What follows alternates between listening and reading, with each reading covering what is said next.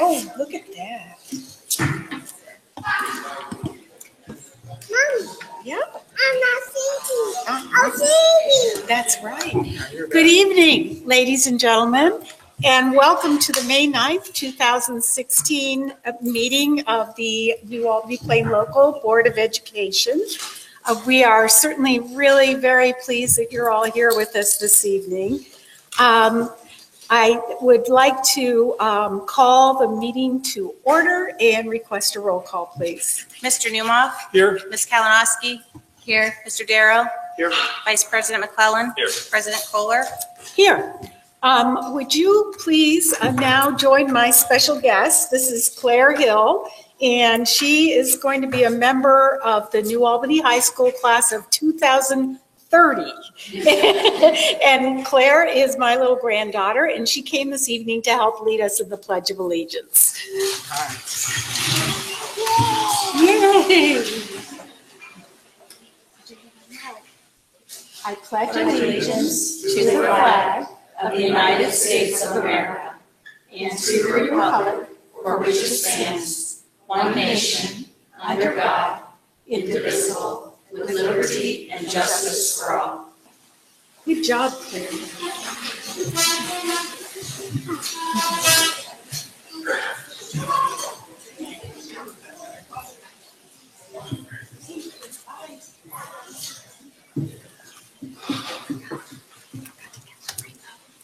Thank you very much for indulging me. I just thought, well, first of all, I wanted to show off my granddaughter. Why not tell the truth? And the other reason that I asked them to be here this evening is just to remind us as we work through the agenda that it really is about the students. It's about our students now, and it's about our future students. And I think that all of your board members are committed to always placing students first. So with that being said, could I ask please for any additions or corrections to the agenda this evening? It is really hard to see each other. Should we pull our table back a little? Patrick, can we pull the center table back? I'm sorry. Can the screen go down? Yeah, can this part come back? It just so, I can't even see Becky, you know? That's better. Now, A little bit more. A little bit more. Can the laptop screen go down? Does the laptop screen have to stay up? There you go. That's better. Yeah, I can see that. Cover. Okay, hearing no corrections or additions to the agenda, may I have a motion to approve? So moved. Second. And a roll call, please. Vice President McClellan. Yes. Mr. Darrow. Yes. Mr. Newmoff. Yes. Ms. Kalinowski. Yes. President Kohler. Yes, and that motion passes. That leads us directly into our discussion items for the evening. We actually have 4 on the agenda, and I'll turn to Dr. Dominy for the first item. Thank you, President Kohler and board members.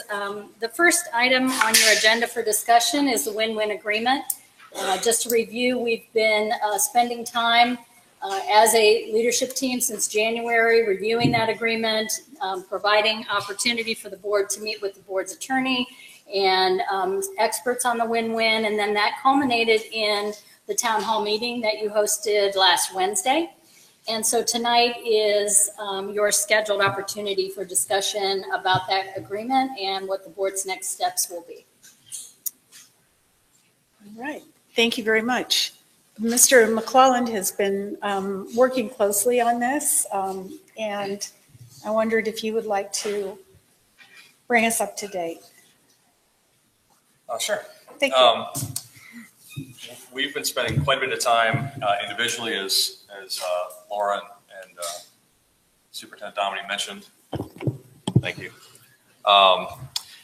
Also spending a lot of time talking with our state legislators, particularly Representative Mike Duffy, who represents a portion of the Worthington area. And he has legislation that is pending at the State House on this win-win agreement. Long story short, I think it's still something that we are looking at, but only looking at in terms of the providing assurances and some stability to this community, those of the many students in our community who live in the Win-Win area, that we as a board and as a district intend to keep you in our school district. And how that gets done in terms of whether or not we just continue with the current agreement or depending on, no matter what Dublin does, Dublin schools are considering opting out of that agreement, as you may have heard through the media. But our intention is to continue to look at the options that we have as a district, whether that's staying in or not. But I think we can talk more about that. But I think the one thing that we do want to leave you with is that we intend, and I think you should expect, that we are going to do whatever we have to do to keep the people who are currently in our school district for the long term. That is, I think it provides security to our residents. It provides assurances to our residents. It also provides our district with a level of stability because we have a general idea of what our enrollment projections are going to look like going forward. So for our community and for our school district, I think the best course of action right now is to stay the course as it relates to the win-win agreement. Yes, I would only add that some of you I recognize from your attendance at the town hall meeting that we had last Wednesday, to discuss win-win. And we invited Melissa Carlton, who is an attorney with Bricker and Eckler and has been working with the Education Service Center on the discussion around the win-win agreement. Melissa came and gave members of the public the same presentation that she had given to each of the board members previously. We recorded her presentation and it is available online on the district's website if you have an interest in reviewing it. So she looked at the history of the agreement and the legal terminology that's involved, and kind of guided us through the pros and the cons. And my message to you this evening is just to echo what Mr. McClelland has shared with you. As far as I'm concerned, the students who are in the Columbus City parts of the school district attending our schools, they have been in the district for many, many years. They're in the district now, and it's my intention to work diligently to make sure that they remain in the school district into the future. And we're just trying to figure out what is the best way to accomplish that goal. So I don't know if any members of the board have any questions for us at this point in time. No questions, although again, I would just reiterate, because it's been a question I've received over the past week, no intention to take anybody who's in the community out of the district. And at the same time, I recognize that this is something, when I moved here, the question was, am I in the win-win? Is that going to be an issue? And nobody has, I don't think we should have to deal with that level of uncertainty every few years. And so I'd like to join the board in trying to find a solution. This has been for how many years people have had to deal with this. Let's find a way to fix it. That is the plan. So, thank you. Next item up for discussion this evening is the middle school schedule. Dr. Dominique? Thank you. As a follow-up to the report that was given at the last meeting, there were several questions and a lot of complexity that were part of that presentation.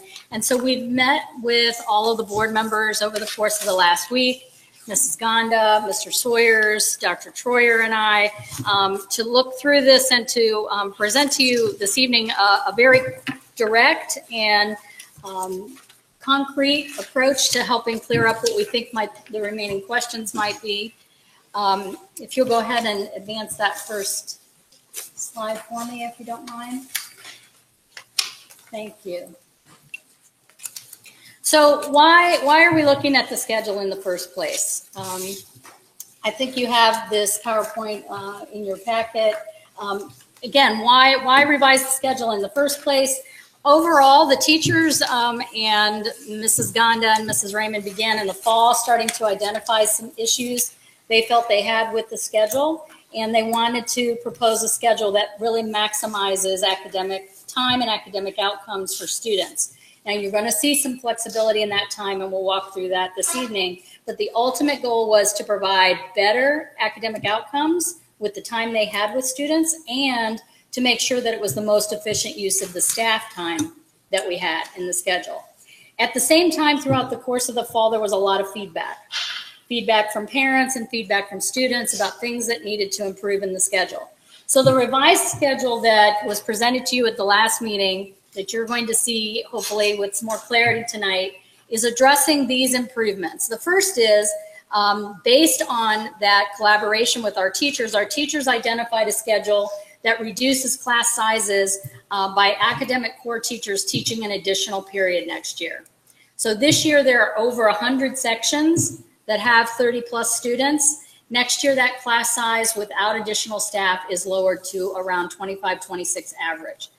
And that is, again, was a great step by our staff working with Mrs. Gonda. Part of also what happens in this new schedule is that staff are able to be assigned more efficiently. One of the things you saw in that schedule presentation last time were different periods of different lengths. In other words, periods were not equal lengths in the schedule this year. By creating periods of equal lengths, you can make sure that everyone's time is used efficiently. And that's part of this new schedule. One of the other feedbacks that our staff received this fall early on from parents and students was that they needed to have a study center restored in their schedule. In order to address that concern, our teachers built study center into their periods. So teachers are working hard to meet that need, but they've identified that they can take that even to the next level by creating a study center in the schedule where all teachers in a grade level are available during that study center time for enrichment, intervention, and a variety of things you'll see on the next slide. The fourth area of reason that they were trying to improve their schedule this year was to create efficiency of access to accelerated courses at the high school. Now this schedule aligns more closely to the high school, so it creates some efficiency and some sharing that's more, that doesn't have as much downtime as the schedule does this year. It's not all day long, but it does create a time in the morning where there can be more sharing across the course of the day for students that need that access to acceleration. As you know, and we've talked about many times, over 30% of the students in New Albany are identified gifted. So access to accelerated opportunity is an important part of our program.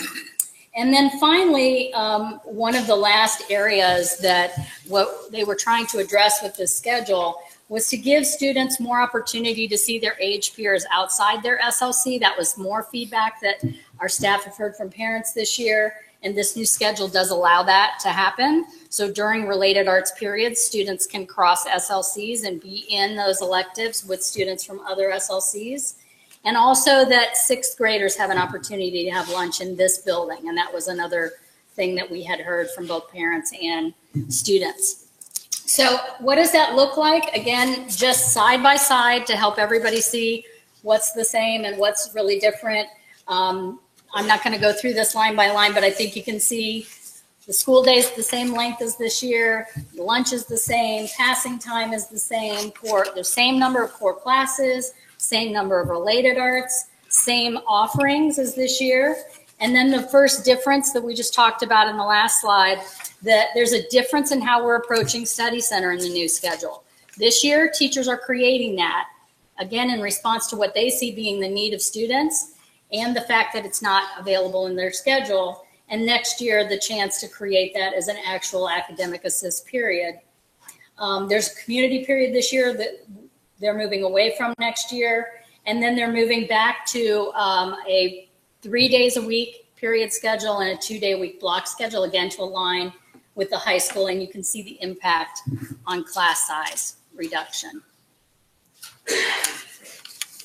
So just to break that down a little bit more, we had a lot of discussion last time and a lot of slides that were confusing regarding minutes And I believe that now that we've had a chance to walk through this, makes a lot more sense to people, but we wanted to make this very clear. Last time you saw, as represented as core class time, 64 minutes. However, there is time that wasn't broken out for you in that presentation. So we're trying to break it out this time. We'll see if this will work. No.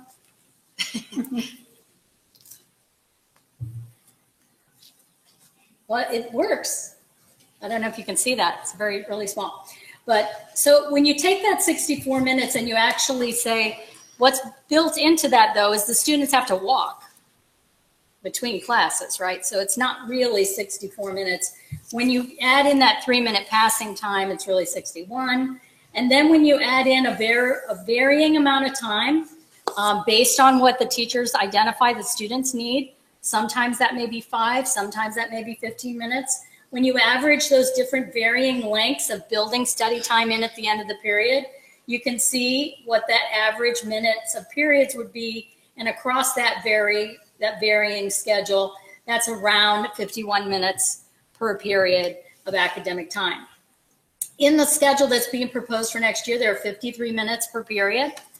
And then the 30-minute structured study center that happens across grade level so that resources can be shared and students can be effectively scheduled in a variety of services and activities. So where do we go from here? One of the things that has come out clearly through this process over the last few weeks and really over many months of time is what do we believe about middle school and what do we believe our middle school program should be? So for the future, for next fall, we identify that one of your next steps should be to convene a committee of stakeholders, much like we've done other study committees that would come together and look at these things. Look at research and best practices for middle level learners. Look at the schedules of high performing middle schools across the region. Look at the length of school day and revisit the work of the school start time committee. As you remember last year, there were 10 weeks spent in engaging the community and a committee of stakeholders around setting school start time. Clearly, that's a topic that has come out. Should that be revisited? Should you revisit the length of school day and the work that was done by that school start time committee next year? That would be something that you could work into this. You could also address the range of options at middle school. That was another strong amount of feedback that we've heard. There should be more opportunities for middle schoolers. We've heard everything from world language, and as you all know, world language has been a passion of the board and the district for some time. Before we went through our reductions, we were working to expand world language in middle school. So now is the time to really revisit what other related arts do the New Albany schools want to provide at middle school. World language at 6th grade, robotics, engineering, health, other options. There's many that you could consider as you benchmark with other middle schools. Okay, so that really hopefully boils down. I think we've addressed all the questions that the board had over the last week and the many questions that we've received, and hopefully that makes that very clear in terms of what the schedule is and what's being proposed for next year. Thank you. Are there questions from board members, comments? I just, as a middle school parent, want to say that these 5 areas of improvement that were identified are a tremendous step forward for us. I feel much better about class size for this fall, restoring study center, and you didn't elaborate on study center, but the fact that kids will be matched with their need during that day and during that time is a really an even better use of study center than I think we've had in the past. I would like to, at some point, talk a little bit more about our philosophy around acceleration for gifted. I think there's a lot of confusion in the community about gifted services in general. So, I think that maybe a comprehensive look at gifted would be helpful to the board and to the community, both as it relates to our gifted program and our staffing levels now. But I just want to say that the changes that have been made, I feel, are a huge step forward and reflect a lot of listening to what the community didn't like this year about some of the SLC structure, taking out the community time, allowing for more interaction across the grade.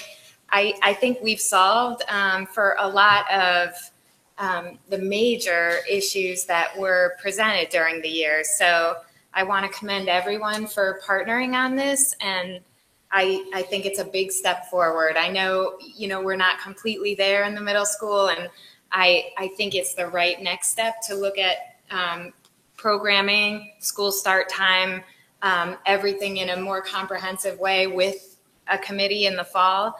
But this step is huge. So thank you.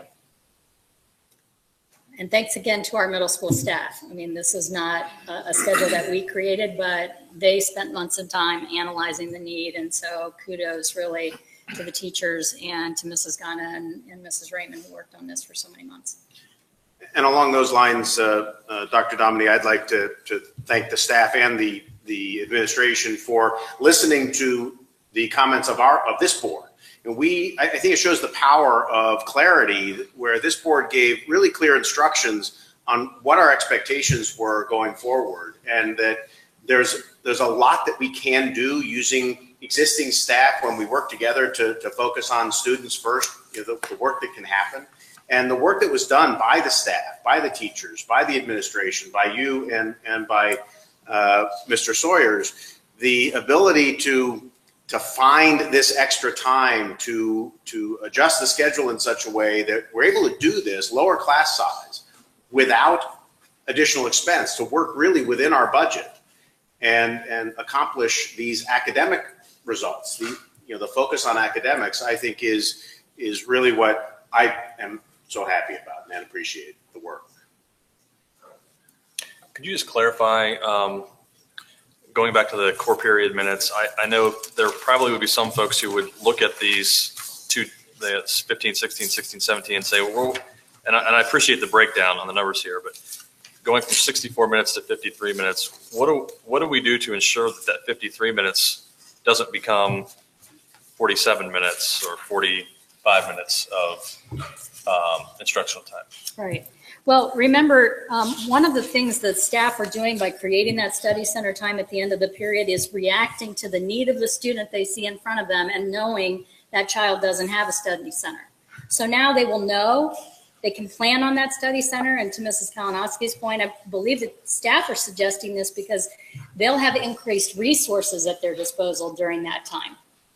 Right. So if during this time at the end of the period, I know that Joey needs to go see his math teacher, but I'm a social studies teacher, now I have the flexibility to do that. So I have the opportunity to both maximize my core time with you, knowing that I can plan that intervention that you need or that time to work that you need in this other time of the day. So I think it's just that clarity of that expectation and really the opportunity to maximize that targeted intervention and that scheduled both enrichment and intervention in that time during the day, later in the day. Thanks. I appreciated the team working to explain the details behind the minutes and why this new plan made more sense, because my first blush was it was less instructional minutes, but I came away feeling this will be more effective. I don't have kids yet in middle school, and I want them to attend the highest performing middle schools. I know we're working to improve those results. One of the things that I learned throughout this process was that we had shortened our day by 20 minutes last year of instructional time, in some part due to the recommendations of the task force that decided that there are good solid studies out there that indicate that a later start time helps improve performance. That said, I understood there were some cost considerations. We've been in a cost reduction mode that made that difficult to just move that back 20 minutes and retain that instructional time. So I know we have it on the list for beyond 2016-17 to consider, but certainly would like to, as we consider items where we can perhaps make restorations to make sure we're considering that academic focus. Maybe I'm too linear, but I think if I focused on doing anything for 20 minutes a day, I could become quite proficient over the course of time. Good. Thank you. I was just going to note that, as many of you here know, Dr. Dominy will be leaving us shortly after the end of the school year, at the end of July. And Mr. Michael Sawyers is going to be stepping into the role of superintendent. When he was hired, about a month ago now? April 12th.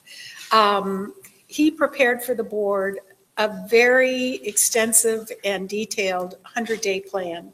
And one of the first items on the 100-day plan was to look at staffing for our buildings. And I believe that we're going to hear your report on staffing this evening.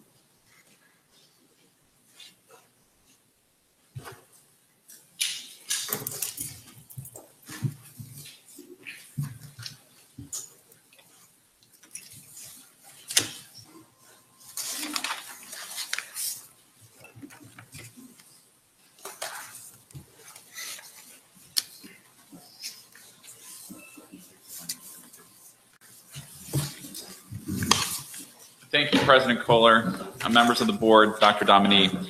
Ms. Jenkins and I are going to incorporate the staff update into the 5-year forecast because there's a direct relationship to the implications associated with the work that I've done to go through and look specifically at the staffing recommendations for 2016-17 and the financial, ultimately, inclusion of them into the specific forecast elements. So Becky and I are going to go through the presentation together. Becky's going to start by going through the financial components that have changed and recommendations from October to the May update of the forecast, and then it'll directly lead into the staffing analysis that I've done and recommendations in addition to that for 2016-17 based upon my analysis. Ms. Jenkins? So the majority of the changes to the 5-year forecast are actually on the revenue side, and most of that's driven by new construction. As a refresher, so new construction actually does add additional tax dollars to our bottom line when we have revaluation or updates during when the Franklin County Auditor's Office does that. That's like really looking at market value and sales. That does not increase value. So we'll be having those chats as we go through. But we did have a lot of new construction that I had not anticipated in the 5-year forecast. We had an $8 million increase to residential, which is $4 million higher than what I had anticipated. We had a $17.1 million increase to new construction for commercial. And then a portion of that is from the Discover abatement that rolls off. I'll talk a little bit more about that in a moment as well. And then we also had an increase again this year in the public utility personal property tax values of $6 million. If you remember last year, we had an increase of $8 million on that line, which was not anticipated. It was a self-report by AEP. So we have again a $6 million increase. I can't expect that year over year, so that's not in the forecast. So we'll keep watching that. But the changes in those real estate values, actually, when you get to the end of the 5-year forecast period, or fiscal 20, is $9.3 million more revenue. Now, part of that commercial abatement rolling off has an offsetting reduction to income tax sharing. That is about $535,000. So the abated piece is about $900,000 per year. The income tax sharing is about $535,000. So there is an offset there where we would have a positive impact to the 5-year forecast. However, one of the larger corporations refiled their income statements from previous years and requested a reduction, a refund. And that is about $700,000. In my discussion with the city, they are going to start reducing our income tax sharing over an 18-month period beginning June 1. So where we would have seen some positive variance from that abatement rolling off, we're now actually looking at about a wash when you look at how the city's taking that back from the city or from the school district. But in total, we will have an increase. So if we get to, I'm going to just go line by line because you'll see the offsetting income tax sharing piece in the last line, 1.06 of all other revenue. Excuse me, Ms. Jenkins, the offset was always part of the structure. That is correct. When there was an abatement, the city shared income tax revenue in order to offset the effect of the abatement. And when the abatement rolled off, it was always part of the plan that offset, that income tax sharing, would also roll off in concert. Is that correct? That is correct. So none of that is a surprise. What was new information was the refiling of income statements for tax purposes, was the additional construction that was significantly above the norm and the average, and so therefore was not part of the plan, et cetera, right? These are things that were reasonably anticipated and came out better than expected. That is correct. Yes, all of the abated areas, especially in the business park that have an income tax sharing as part of that agreement, that is all expected to be reduced as those abatements roll off and then end up on the tax duplicate. I just want to be clear, the city was doing exactly what they were supposed to be doing in concert with the abatement rolling off. Yes, the city's been fantastic to work with, but yes, that is exactly right. So then you go to unrestricted grants and aid, that's a $48,000 increase over the 5-year period. Not a huge dollar amount difference, but we certainly track that. And that changes with every biennial budget. So we'll, more to come there. And then career tech restricted in line 1.04 is about $10,400. The next jump you see that's significant is in 1.05 property tax allocation. That's where we receive a reimbursement from the state for rollback and homestead exemptions. As property values increase, that's a percentage, and so that reimbursement will increase. So that's why you see that $200,000. Then the effect of the income tax sharing rolling off and then the refund of the income tax sharing is the line 1.06, where you see the negative $5.3 million over the course of the next 5 years. But in total, revenue has increased, is expected to increase by $4.3 million. Then when you move on to expenditures, in looking at those areas, not a lot of change. Mr. Sawyers is going to discuss his changes to the new FTEs or new employees. I'm sorry, I'm using acronym. The new hires that we have in the 5-year forecast. He's going to talk to you about his changes to that, but those changes for both salary and then the associated benefits that go along with that, $396,000 reduced expected costs there, and then $219,000 reduced costs on the benefit side. We do have an increase of $80,000 in capital outlay, and that is to purchase either vans or cars. And I forget the number of instances this year, but we had several areas where in athletics, we could have taken a van had we had one rather than a bus. And so we're looking at purchasing a van or two for that. And then the other piece, the bigger piece, is that we also transport special needs students, and some of those special needs students are at a level where we have to pay a company $17,000 per year per student to transport, because they have to have a safe environment to transport back and forth to school. So if we purchase those vehicles ourselves, we believe in looking at the cost comparison that it is actually advantageous for us to purchase those. So that's the $80,000 increase.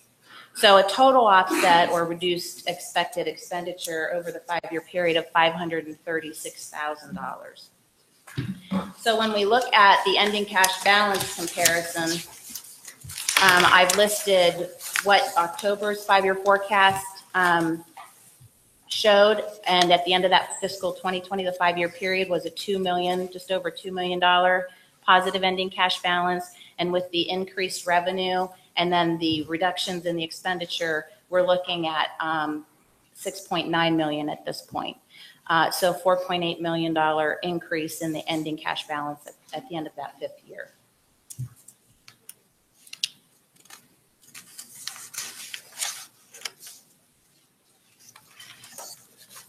Do you have questions on that before?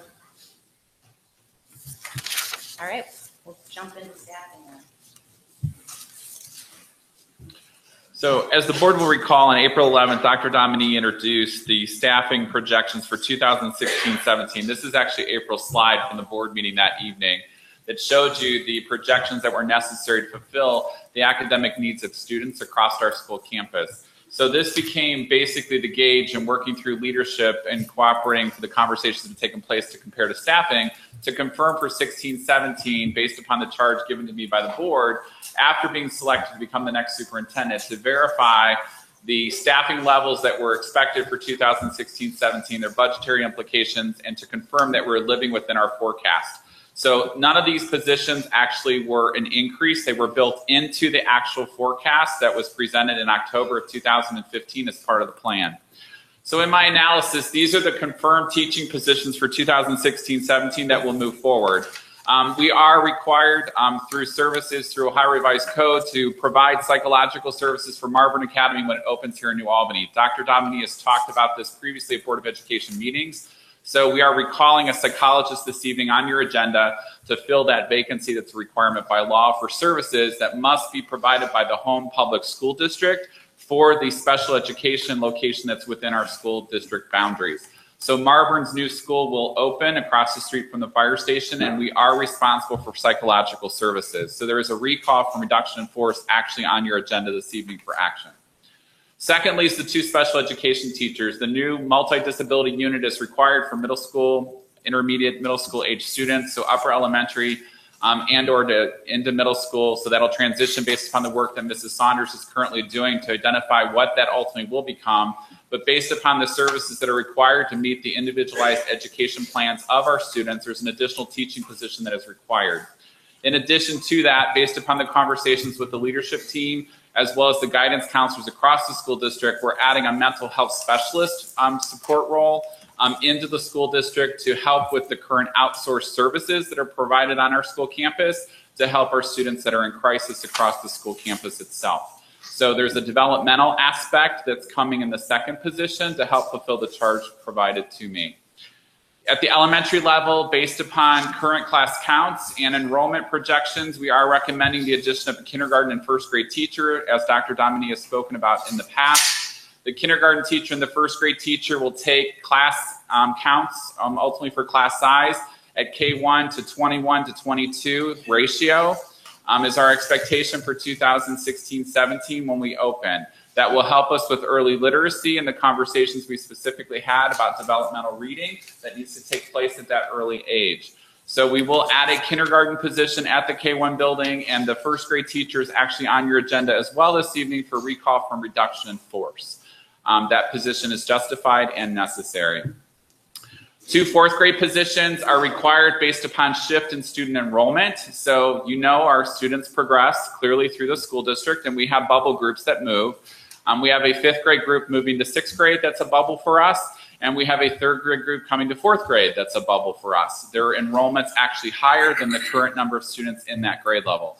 As such, we do need 2 additional 4th grade teachers. Both of those positions will happen through reassignment of staff. So we will not be hiring specifically for those positions. Back to Mr. Darrow's point about maximizing your existing resources across the school campus. Based upon my analysis of the middle school schedule, we will be reassigning 2 middle school teachers that are properly licensed to the 4th grade to fill those vacancies. We do not need their services next year at the middle school level.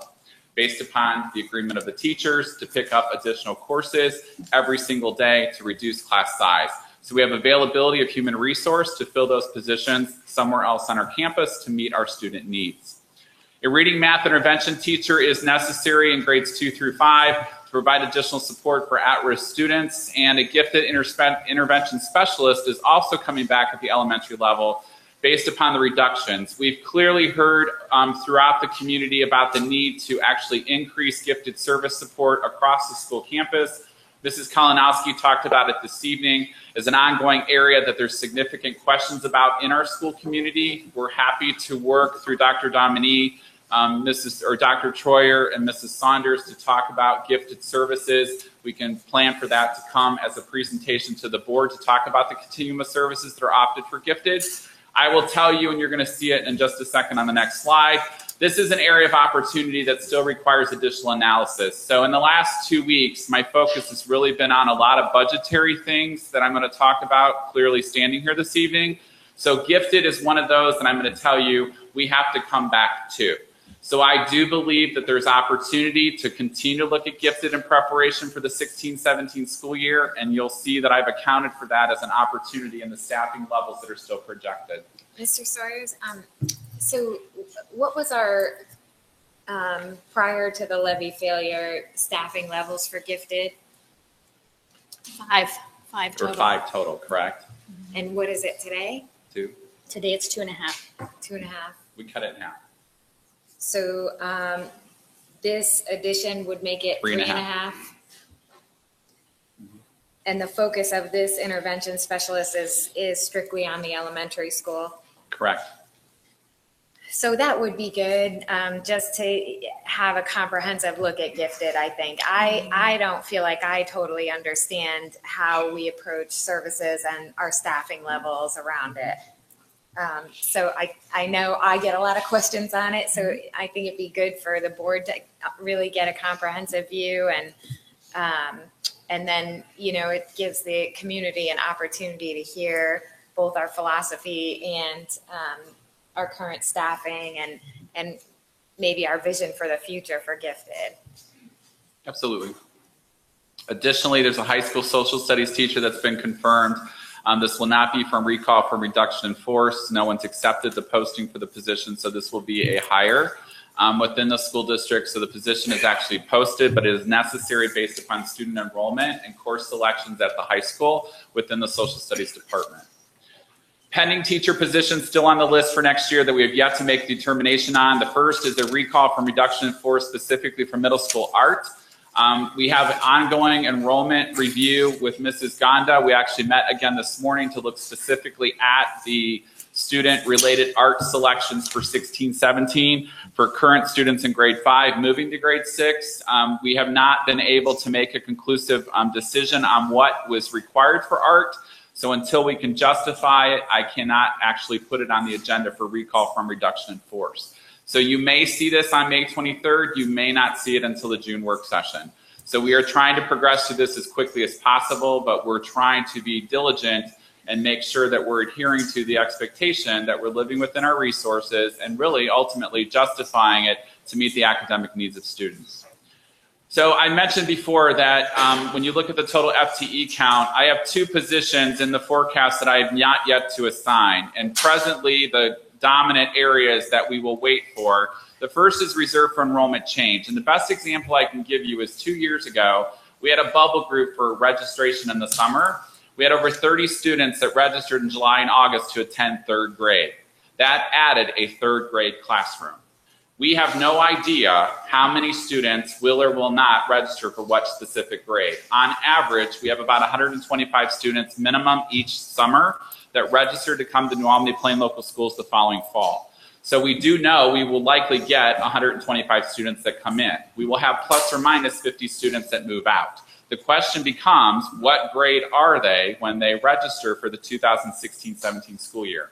Therefore, 2 positions are currently reserved. The first is for enrollment changes. The second goes back to my previous comment that it's continued analysis of gifted services. So in the event that we don't have bubble groups come in during the summer for enrollment and we can continue to do an analysis of gifted services, we will look at that to see what additional resources, if any, are appropriate for 2016-17. And again, just to make sure it's crystal clear, if neither are justified to meet the academic or development needs of kids, we will not fill the positions. They will remain unfilled in the forecast. Non-teaching. We are adding a custodial staff member for the 2-8 elementary school based upon the square footage. We do find it necessary. As you will recall through the reduction process, we actually did not hire the 6 custodians that were slated to be hired for the new building. We actually increased the square footage of every existing custodial staff member. On average, across the school campus, they're responsible for 21,000 square feet in their 8-hour workday. It's mathematically become complicated to try to keep up with the new building because we only have put 4 people there on second shift. I'm adding one just to maintain the integrity of the building, so that custodial staff member will be added to second shift at the new building in reference to what we've currently assessed. So we've done everything we can to maximize a resource to its greatest capacity, but quite honestly, I've increased the stress level of custodians off the charts. So I need to give a custodian, and it's one of the 6 positions that I have slated for non-teaching in the forecast.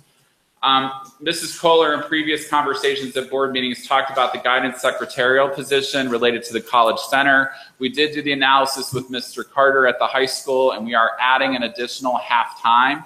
So that half-time position is becoming full-time as part of the 6 positions that I have slated within the forecast. We're adding a .4 administrative secretary to the curriculum department. That person's currently split between the curriculum department and the Eagles Nest program for before after school enrichment and childcare services.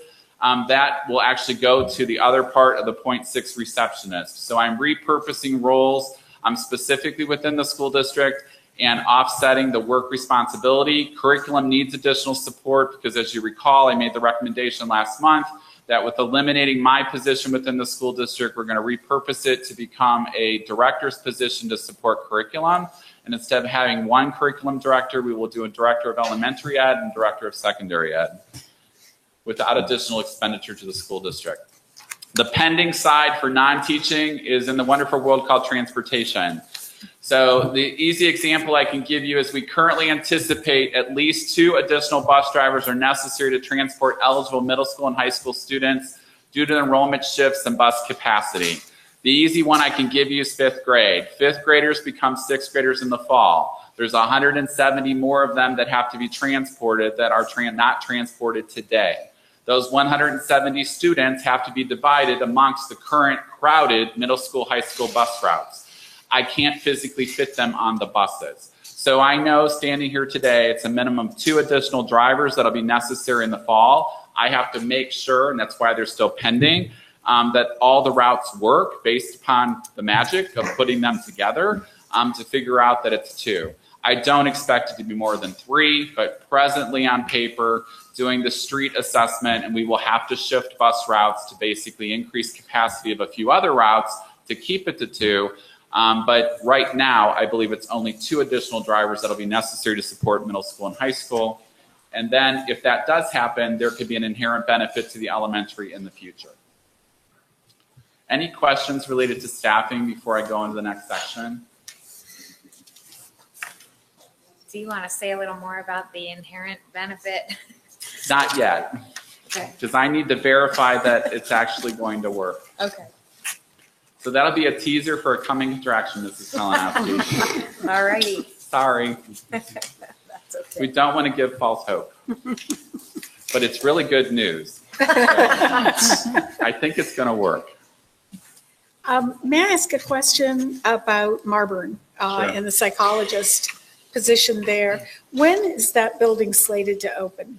The building is actually scheduled to open in January of 2017, but services have to start prior to the transition for their arrival in New Albany. I see. So we actually will begin the services at Marburn, and Mrs. Saunders, the Director of Special Education, is working through that. So it's cohesive and it's seamless when the kids actually come to New Albany and move into the building. But we will be responsible for those IEPs. Okay, so that work actually will start for us in August then. August and then transition, correct. Okay, thank you. Good question. All right, the next section is related to the 5-year forecast, and it's beyond staffing. So one of the things that I learned during the interview process was the board statement of purpose for me as the new superintendent of schools. And it's to create the culture of accountability that achieves the best academic and developmental outcomes for each student. To this end, I've spent an inordinate amount of time in the last 3.5 weeks. It's been rapid, but it's been 3.5 weeks. Going through everything that you've asked me to look at in preparation for 2016-2017. And this evening, because it's directly related to the 5-year forecast, I've been working at length with Mrs. Jenkins to go through the line items to look at specifically what the revenue changes were that were unanticipated and what additional expenditure reductions I wanted to enact based upon my analysis. So given that analysis to date, I've confirmed that the staffing levels are necessary to meet the needs of our students academically for 16-17. The only exception that I will hold out is basically what I put at the end of the one pending slide.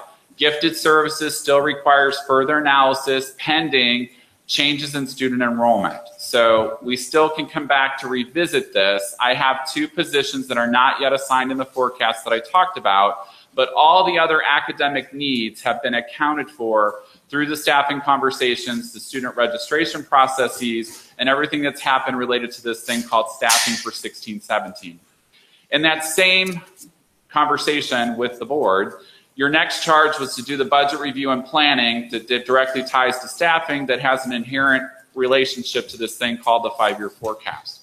So because the May update is occurring, I felt it was necessary to basically bring forward this evening what my analysis is.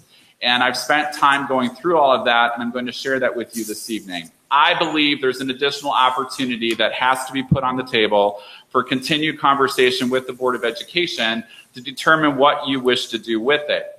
I'm going to make the recommendation as the next superintendent. Dr. Domini's already made the recommendation as the seated superintendent about considering what is best for kids in our school district.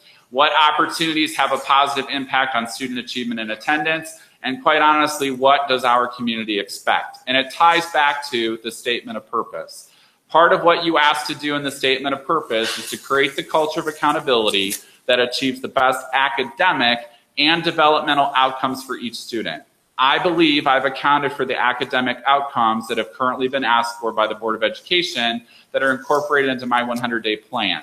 The next area is related to the developmental piece, and I think there's an inherent linkage back to academics, but there's also a developmental aspect for this world called student participation in athletics. So through the analysis done for the 5-year forecast, actually looked at all of the data that's been provided to me from the athletic department to try to give you a summation of the changes of what's happened in student participation in athletics because of Pay to Participate. So you go back to the 2013-14 school year and compare it to 2014-15 and now 2015-16, you can see the net change of the number of participants and the total percentage change overall since Pay to Participate was enacted. And high school fall ultimately is seen the least amount of change. And quite honestly, it's because there's increased student participation in a couple sports specifically that skew the numbers in high school fall. But winter and spring are actually the dominant number you routinely hear. Either Dr. Domini's spoken about it previously, I've had conversations about it in public meeting, but we're somewhere in the neighborhood of a 20% decrease at the high school level based upon the enactment of Pay to Participate. Secondly, at the middle school level, we dominantly, with the exception of fall, that had an increase in girls volleyball and an increase in football. That's what skewed that number. Football and volleyball actually had increases. Other teams had decreases. But at the middle school level in winter and spring, we actually had several teams that were not fielded or put on the court because of Pay to Participate. So you see a 30% aggregate at the middle school level for decrease in participation. So 20% decrease at the high school, 30% decrease, rounded numbers, based upon Pay to Participate. Given this reality and the changes in the forecast that you saw this evening, I think I have a responsibility to basically advocate for the kids as part of my charge in the school district to tell you, I think there is an academic benefit to actually student achievement for kids that participate in extracurricular activities and athletics. I believe research supports that. I believe there's a research that will support that student achievement and attendance are also improved because of participation in extracurricular activities and athletics. For the 2015-16 school year, unfortunately, because of the $7.7 million in reductions that were enacted, we instituted $125 for extracurricular, $425 for middle school athletics, and $625 for high school athletics. Fortunately, when this happened, we had community members step forward, and the district's been the recipient of $70,000 in scholarships to basically give to students that were in direct need to offset the expenditure related to pay to participate. 60,000 of the 70,000 has been accounted for through student scholarships to date. I've also learned recently in my conversations with the New Albany Community Foundation that the scholarships may not be as high in the future for the fund that they actually can give us. Given the knowledge that I learned in that conversation, and then my review of the 5-year forecast, there's unexpected revenue that we did not have forecasted. There's unexpected savings that we've actually incurred within the school district because of our due diligence and trying to look expenditures across the board to figure out what other efficiencies could be had. We had a wonderful winter. Our gas bill isn't what our gas bill normally is. I'm just being honest. We saved a significant amount related to public utility because of our mild winter. Because of all that, when I step back and I go back to the board's charge to look at, when you look at the statement of purpose, the academic and developmental needs of students come first. So I'm going to recommend this evening, as did Dr. Domini, that for 2016-17, there should be a $200 reduction to middle school, high school athletic pay to participate fees. If the board is agreeable to this within the current forecast that's in front of you this evening, and it's not the one in your folder, this is actually, if you do the modeling, which I've done with Ms. Jenkins, with the forecast changes outlined tonight, fiscal year 2020's any cash balance would be reduced to $6,092,019 in the 5-year forecast if the pay to participate fee is reduced by $200 for all middle school and high school athletics. And again, you'll recall the October forecast without all of the changes that we've now been fortunate to receive was just over $2 million. Because the cash balance is healthier and we've done significant things within the school district to protect the academic integrity, because I would tell you academics clearly have to come first. I know we all agree upon that, but I do believe there is a developmental and an achievement relationship that does exist with what pay to participate has done for our students. I know it's not the perfect solution, because everyone that's spoken to me said, wouldn't it be great if it's zero? I understand that, but this is a step in the right direction given the change in the forecast that I think we ultimately need to consider the $200 reduction in middle school, high school athletics for 2016-17. With that, I will answer any questions related to my portions of the 5-year forecast.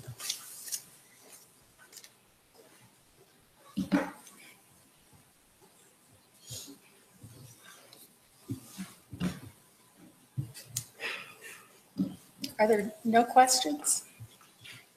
Reaction? Well, maybe reaction. I don't know about questions.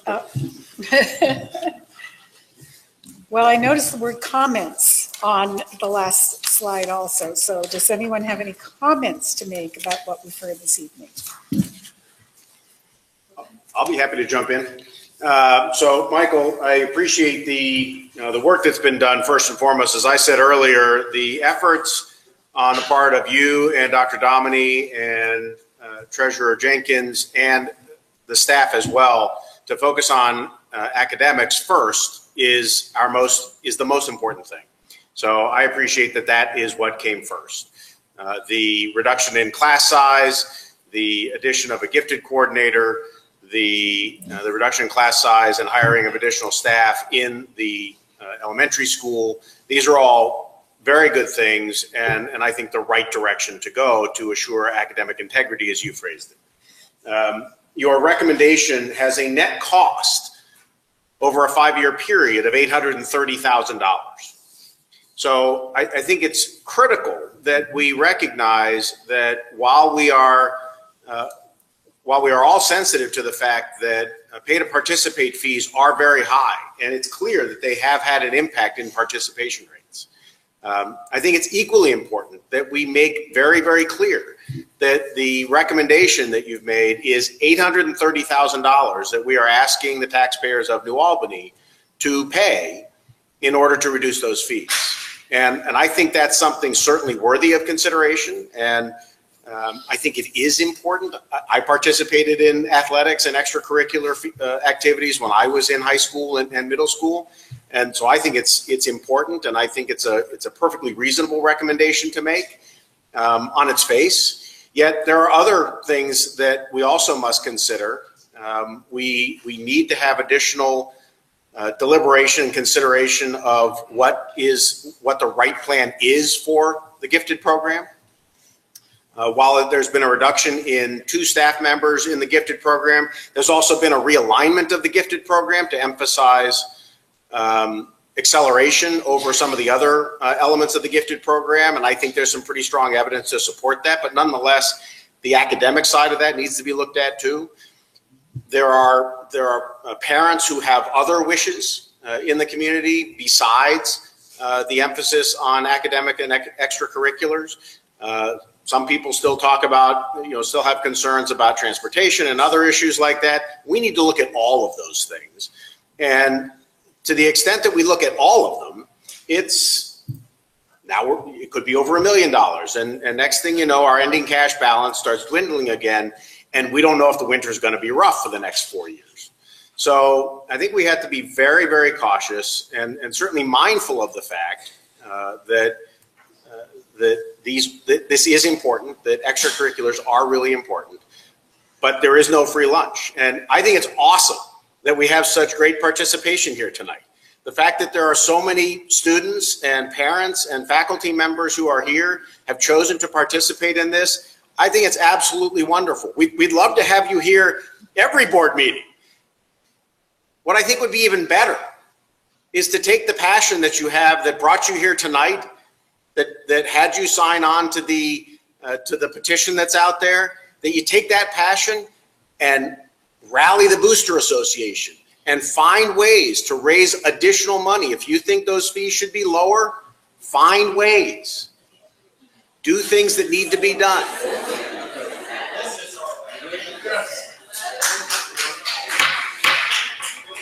Ladies and gentlemen, please.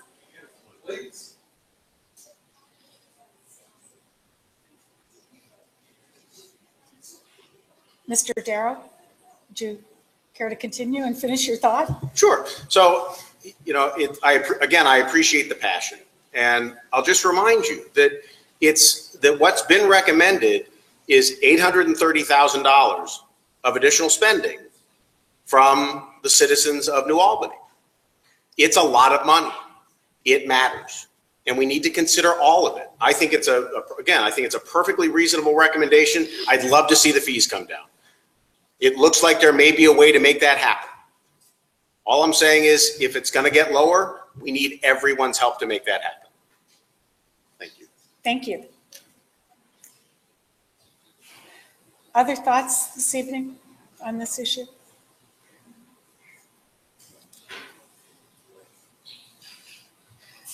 All right. Well,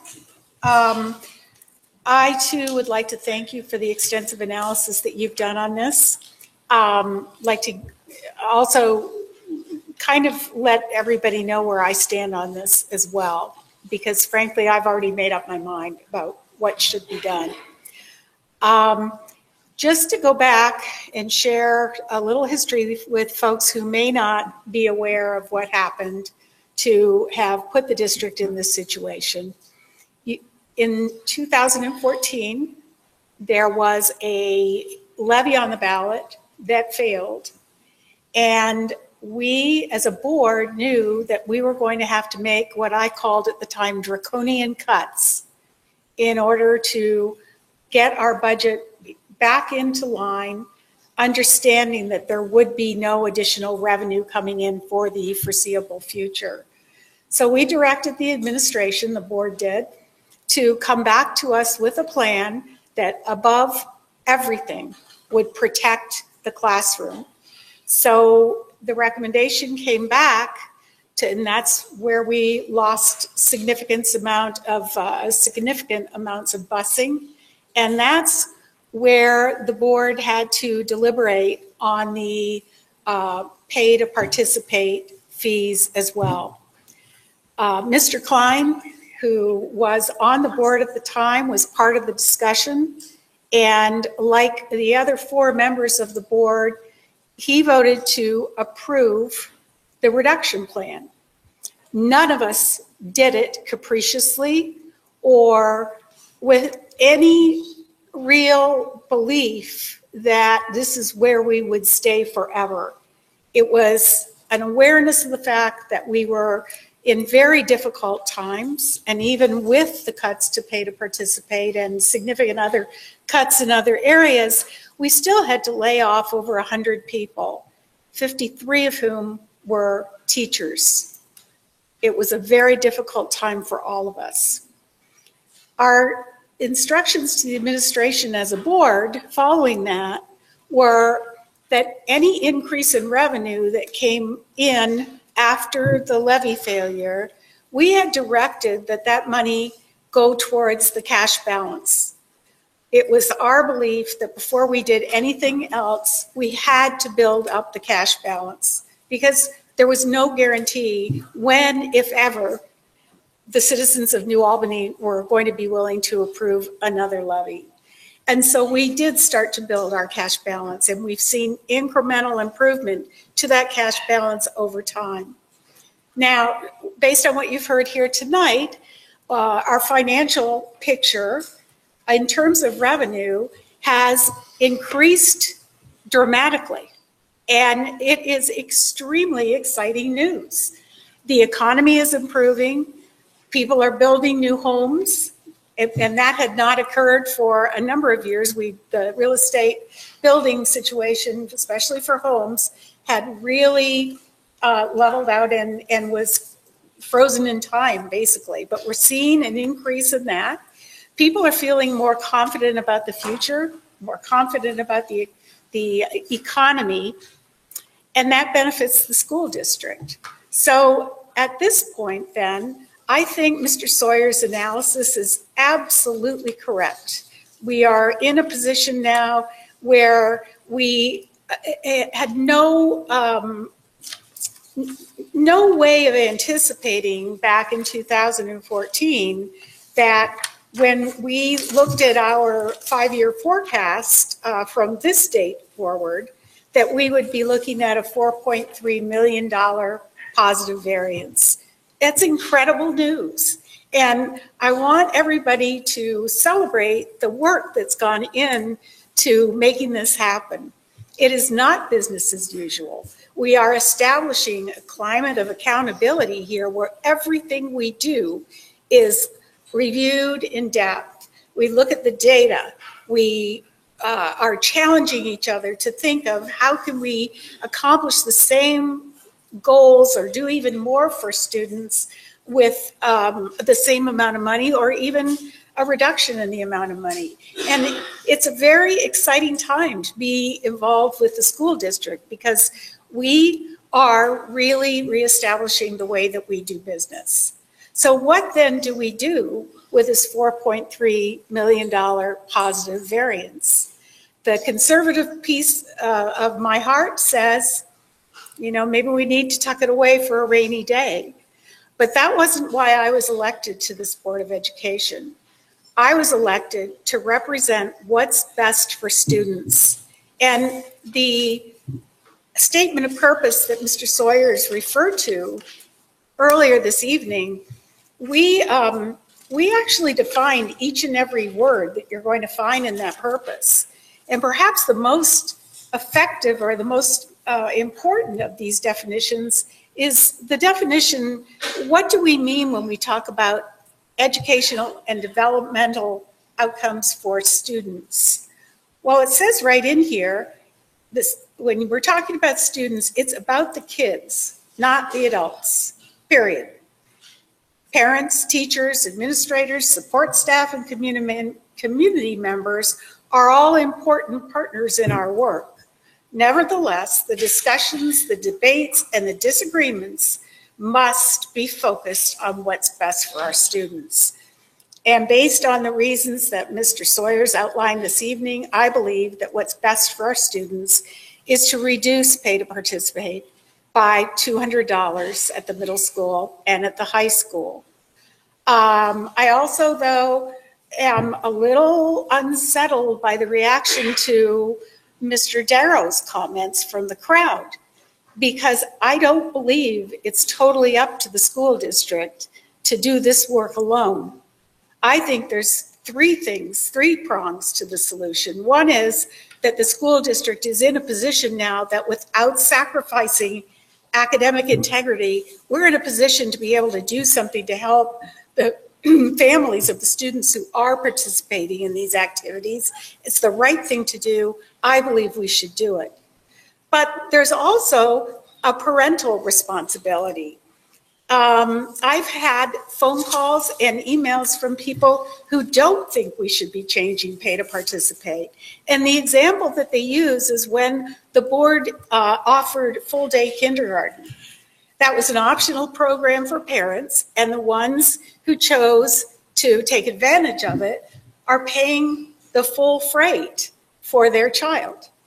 And there are people in the community who believe that kind of a user fee is the way to go.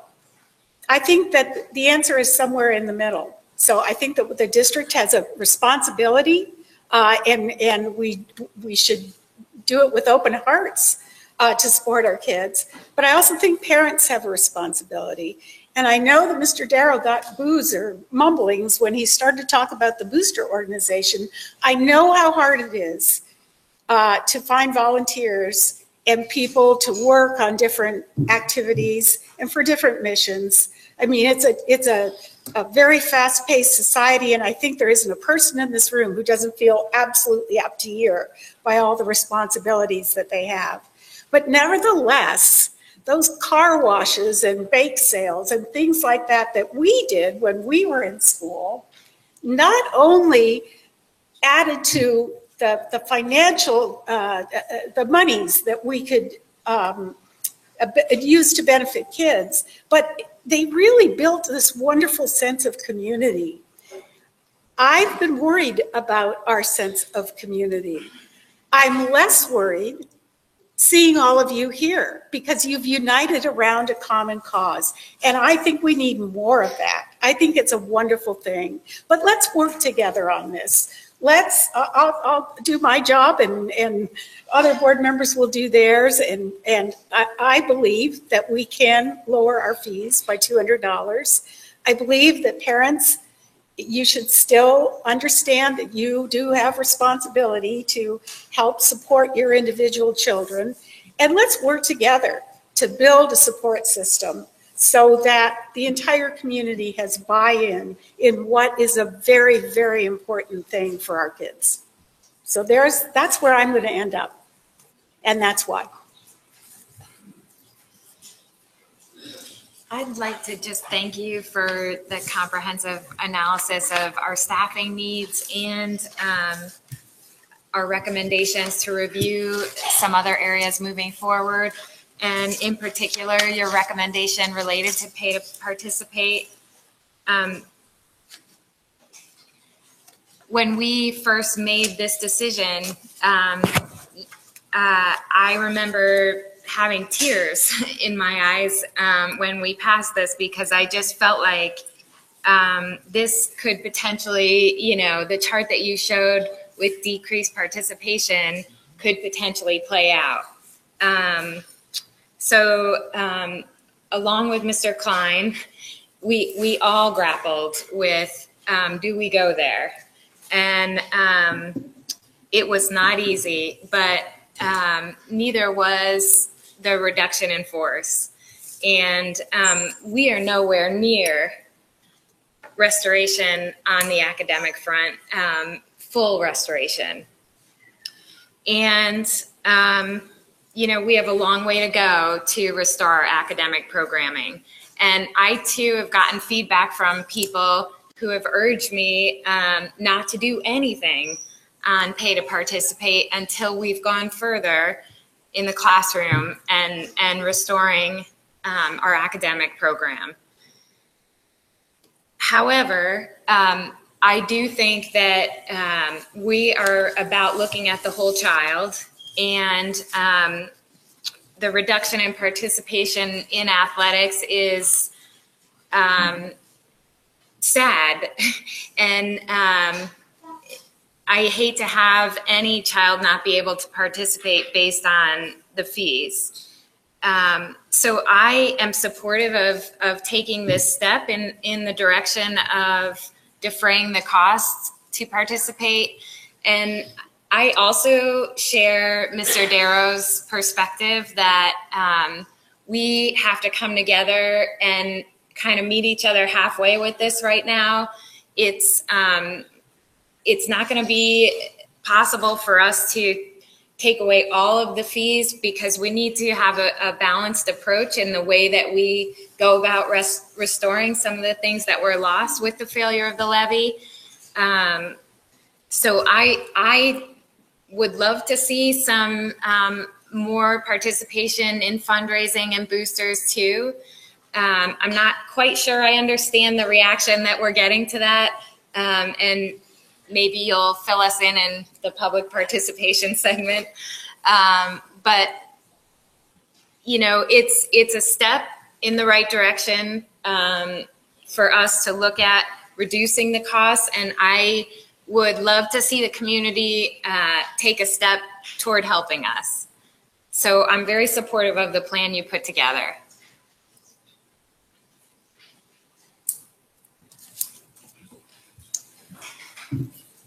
Okay. Patrick, can we transition to the last slide, please? While he's doing that, I do want to point out to the board that I have to present a forecast for you to approve at the next board meeting. So would actually I think what I heard was to incorporate Mr. Sawyer's recommendation for that decrease to pay to participate into the forecast and bring that to you on the 23rd for approval so that we can file on time with the Department of Education. I believe we heard that from 2. So I thought I heard that from 3. For what it's worth, I would prefer to take a balanced approach, have further discussion. We had a terrible time with cuts against transportation, academics, and athletics. I know it's really challenging. I do appreciate everybody in this room being here. I knocked on doors and met several of you, and I heard the pain and the challenges caused by the additional fees. I also heard some of you say, listen, we used to host different athletic events. We had gate fees, we had parking. There are ways that we can step forward as a community and fund athletics beyond the dollars out of these budgets. Again, I have heard from many over the past week or so relative to how can we go here first? How can we not go here with a balanced approach, looking at transportation, academics, and athletics all in tandem? We've sort of shifted the dialogue here to restoring academic integrity, and in my view, we put the statement of purpose together around the best academic and developmental outcomes. And integrity versus best, to me, we need to really look at, and this goes to some of the discussion around gifted, to around restoring the maximum opportunity for our students to achieve academically. So while I am in favor of looking at things, and I do appreciate that there's been a lot of attention brought to this issue by the crowd that is here today and the petition that was signed, I'm also not one to necessarily react, rather to listen, hear from you tonight, hear from Mr. Sawyer's recommendations, and take action at a later time. So your preference would be to leave the 5-year forecast as it sits today? As discussed at the last meeting, there is no reason we could not consider that at a later time. There's no rush on this item. And so strictly for the measure of having the opportunity for those who may weigh in, realizing now that this is an area where $800,000 may be spent.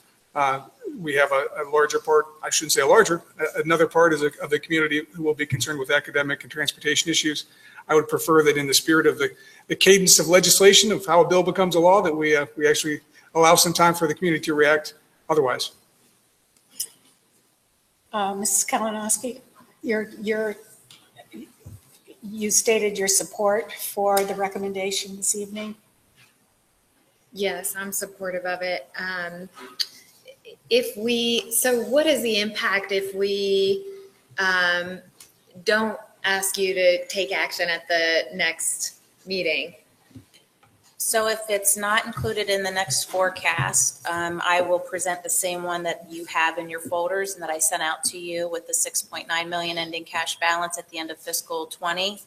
And I will file that with the state. Then the board can always come back and make changes. However, I do believe, I don't have the date in my mind, but for fall sports, we will likely begin collecting pay to participate for the next season, probably by June or July. So does that mean as long as we take action, so if we don't put it on the next, in the next board meeting, you file it with the state, but we can approve a change to the forecast at any time, right? Any meeting. That is And so correct. as long as we do it before fees are collected, if that is the choice, then there'd be no impact to the process. Is that correct? That is correct. So I'm just thinking through our meeting schedule. So we are early May. We have one more meeting in May before fees are collected. Right. So that's the problem. No, before the 5-year forecast has to be filed by the state. You likely have one more month, and I have to check on the actual dates of the June meeting. So you could make the changes in June if you wanted it to be effective for fall sports. So we would just be going through the forecast again in June. While I support the reduction, I also support the notion that, you know, this is a big deal. The changes that you've put out there, the changes that have been recommended, these are really, really big deals.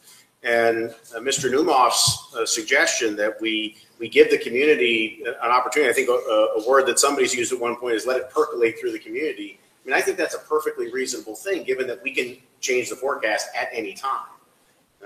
And I think we should give people the opportunity to react to what's been said. Whether I support it or not, which I do, I still think we ought to get the feedback after this has been made public.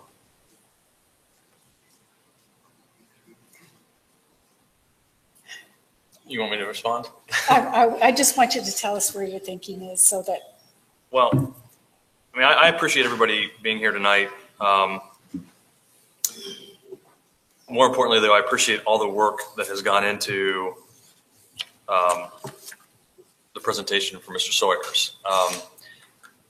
We've been talking about this since the reductions took place. I mean, this is not a new conversation that just happened in the last 10 days. So I understand I appreciate what you guys are saying, and I do think that people need to have the opportunity to weigh in based on what they're hearing tonight, but I don't know that we need to slow down a process at this point, considering we've been talking about this for a while. I will only say this. From the beginning, I think this it's been said already, this board's position has been academics first. And Debbie's right. Ms. Kalinowski's right. We are not yet at the level where I think we want to be when it relates to academics. That said, we've also had discussion as a board about the development of the entire student, the entire person, and recognizing that athletics are a big part of that. I still think that this community needs to have a real discussion about what we prioritize, what we really care about. There are nearly 5,000 students in the school district. They don't all play sports. And they're just as important as your kids. And I think I don't want us to get sidetracked because it's, you know, I understand we all have our own personal needs and personal opinions, and we all have our own financial situations, and we all have our own, you know, issues. We're not all perfect people. But if we're going to do this and we're going to reduce the pay to participate fees, it is worth having the discussion about $800,000 that's not going into the classroom. That's not going to affect 5,000 kids, as opposed to reducing pay to participate fees, which is just a few hundred. That is the concern that I have, and I appreciate you all being here tonight. But I think that as a board, our responsibility is to make decisions that are best for the community as a whole, not for a small group of people. That doesn't mean that I am opposed to the reduction, but I think that needs to be out there. It's a discussion that we all need to have. And I'm guessing that it will continue over the next couple of weeks. But at this point, I would say thanks to the work of Mr. Sawyers, let's put the reduction in the forecast and have that further discussion over the next couple of weeks before our next meeting. So the last piece, and it goes back to the accountability piece, I produced the 100-day plan. We've talked about it publicly at each board meeting since ultimately it's released. So tonight, updates for work days 9 to 19. So in addition to my other full-time job, this is my other job, also for transition purposes. So you can see that stakeholder engagement continues. Transition calendar planning between Dr. Domini and myself looking for 2016-17 is still ongoing. Middle school scheduling meetings have been occurring specifically because of the staffing implications for related arts, and we're in the home stretch for those. Board member conversations individually and or in pairs continue since last month. Staffing meetings specifically with individuals within the school district based upon licensure conversations because teacher placement's now happening based upon that. Budgetary review and planning has really been the dominant focus since our last board meeting. Between that and the 5-year focus analysis with Ms. Jenkins, specifically for the updates this evening. Parent community staff letter went out as promised within the plan. We've done the analysis on pay to participate that we spoke about this evening. Started the review of financial materials and audit and grants. So we're just getting into that world. I did meet with the ESCCO superintendent, Dr. Goodney, to talk about the specific services that are provided to the school district or the services that we contract for through the Educational Service Center to meet the needs of students across the school campus as well as our staff members.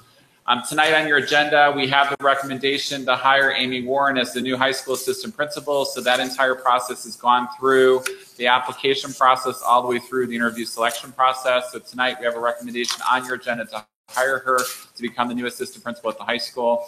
Middle school principal interviews, Dr. Troyer, Mr. Voss, Mrs. Saunders, and I have been screening applicants for the last 2 weeks. We have the 3 finalists scheduled for stakeholder interviews this Wednesday evening. We have parents, teachers, and administrators that will interview 3 finalists specifically for the middle school principalship. And we anticipate that recommendation to come forward to you as scheduled on May 23rd. In addition to that, I've been actively screening the applicants for the Director of Elementary and Secondary Education.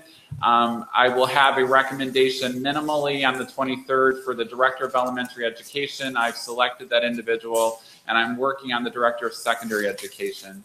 And then the elementary principal application process is now going through screening. So because we finished the high school, we're almost finished with the middle school, and I'm moving through the directors for elementary and secondary ed to support curriculum assessment and instruction, we will now turn our attention to the elementary principal for the 2-8 building based upon Mrs. Denny's resignation. So that's my accountability update to you for what's happened since our last board meeting as the next superintendent. Any questions or comments? So what do you do with your free time? I don't have any, to be honest with you. This is great. Thank you. Thank you. Thank you. Thank you, Mr. Sawyer. Okay, that brings us to the public participation portion of the evening.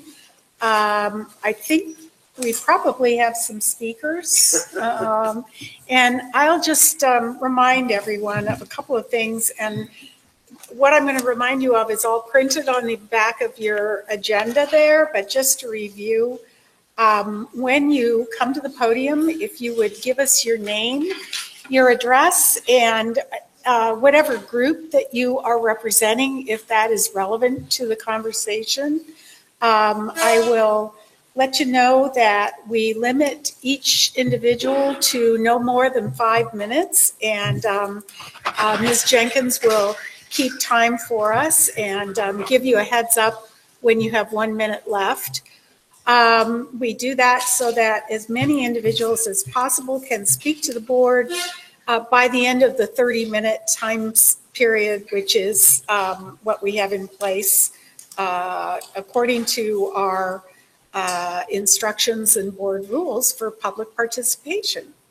So with that said, I'll invite Mr. Mike Klein to come to the podium, please.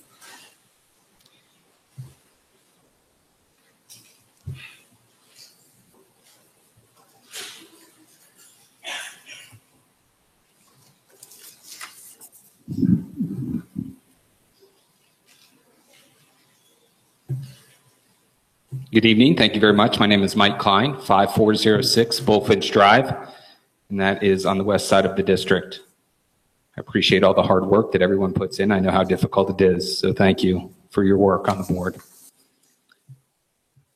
Tonight I come to present, I spoke at the last board meeting, as you know, and a few of you stated that I was here by myself, and if we could have a show of a few more people, that would go a long way in talking about the pay to participate fees. Well, I brought some friends tonight, and I appreciate them being here. And in the last 2 weeks, we have started a change.org petition. I'm here to present you with those 930 plus signatures tonight. I believe that goes a long way than more than just a few phone calls that you may have taken at your house. This is a 2-week time period. We have over 300 comments. We have over 1,000 shares. We have thousands of views. We have 5,000 views on the petition site alone. So I think that has been a great source of debate and discussion over the last 2 weeks. We are asking that we lower or cap the fees. We ask that we have a way to defray costs for families that currently do not exist. We talk about fundraising and car washes. My daughter last year was able to sell meat. That no longer is an opportunity that we don't have in the athletic department. So our families here tonight are paying the full cost with no ability to defray. Who can't afford it? The purpose statement that the board put together talks about achieving the best academic and developmental outcomes for each student, wanting to be the best, in the words of one board member, not second best or third best, the best. Well, we are not. In fact, we are failing fast. We will be lucky to finish third this year in the prestigious Ralph Young Award competition. Frankly, we'll probably finish fourth. We are forfeiting and or not participating in multiple track events as a Division I school because of the lack of numbers. It is frankly embarrassing. Our girls basketball program is down to 16 girls. 2 years ago, it had 32. We are combining 7th and 8th grade teams at the middle school. That's unheard of 2 years ago. And if I'm being honest, the hardworking families are being left out. Hardworking families that sit behind me. Can't afford it. Too bad. Wanted to defray some costs through fundraisers, bake sales? Too bad. None available. Want to play multiple sports with multiple children? Too bad. This district is quickly dividing itself into the haves and the have-nots. And is that what a public school district should be advocating for? Yet here we sit, the best suburb in America, and we are excluding kids. The same kids you say should come first. But which kids should come first? Just the kids that have more? Academic and developmental outcomes. The best. Not second best or third best. The best. Outcomes. Best. All kids. Haves. Have-nots. Hardworking families are being left out. And why? As one parent shared on our petition, our kids deserve better than this. Every other district in this state and in this country can figure it out. Multiple districts have eliminated fees or reduced fees multiply because it's what's best for kids. All kids, many kids that sit here behind me, they're at home and need those extracurriculars to have a feeling of purpose in life, not how much money their parents make. You have 1 minute. Thank you. If indeed all kids matter, all kids, not just the wealthy kids, not just the kids that can scrape together some money to play one sport, not two sports, I respectfully ask this board to consider the requests we have made. And I want to close with an alumni member's quote from the petition, which you can read through tonight, and I encourage you all to do so. He said, "Playing sports through the New Albany school system was single-handedly the most important part of my education experience within the district. I attended New Albany Plain Local Schools from kindergarten all the way through my senior year of high school and can confidentially say I learned the most while out on the field and inside the court. The mentorship and friendship that came out of these extracurriculars shaped the man I am today and opened the doors I never imagined possible for my life. Had I not played football at New Albany High School, I never would have had the opportunity to be a Division I athlete and most definitely would not have been accepted to the Wharton School of Business. Similarly, many of my prior teammates all have stories like mine, and I know have like-minded opinions on athletics at New Albany. Restricting a student's ability to engage in athletics and receive the benefits that I once had is extremely sad to see. Mr. Klein, your 5 minutes are up. Thank you. And I would respectfully close with this in the last 10 seconds. The two superintendents, one sitting, one incoming, that you employ and pay good money to, have both recommended to this board, which is their job, a $200 reduction, including the incoming superintendent, who you said was the best for this district, stood up here and recommended highly that you accept those recommendations. I would hope that you would follow the person that you put in charge of your school district, and I would like to submit these to you, Laura. Thank you, Mike.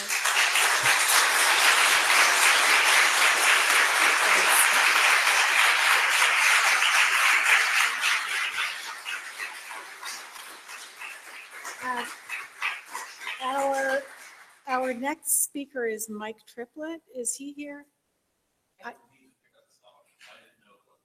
Okay, well, if he's back by the end of the public comment, we'll see if we can ask him to come forward. Oh, we have a double Klein night. Lauren Klein is here this evening. Lauren?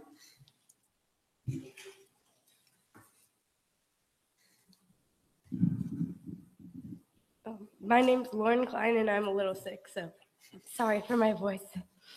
I live on the same address as my dad, obviously. And I just wanted to bring like a student perspective to the board, because I know that not all kids play sports, and I'm an athlete. Like, I run cross country and track, and unfortunately this year I've had 2 injuries, so I couldn't run. And I didn't know if I could run track because of the cost. And I love academics. Like, well, I don't love them, but I mean, I believe strongly that we should have good academics. Like, they're important to me. But I also believe that all kids should be able to play sports if they want to. And I know so many of my friends did not run track this year that were on the cross country team because they couldn't afford it, or their parents told them to pick one sport, and now they're going to become a one sport athlete because they just simply can't afford it. And I feel like even though all kids don't play sports, that all kids support their teammates or other fellow students on the field. And you see how many kids show up to those football games, and they can't watch a football game if no one's on the field to play. So I just want to end with that I think you should really consider this reduction in fees, because, as my dad said, not everyone in New Albany is wealthy. I mean, we work hard for our money, and I know that it will probably increase taxes to do this, but we do have the opportunity to decrease these fees, and I think we should. Thank you. Thank you.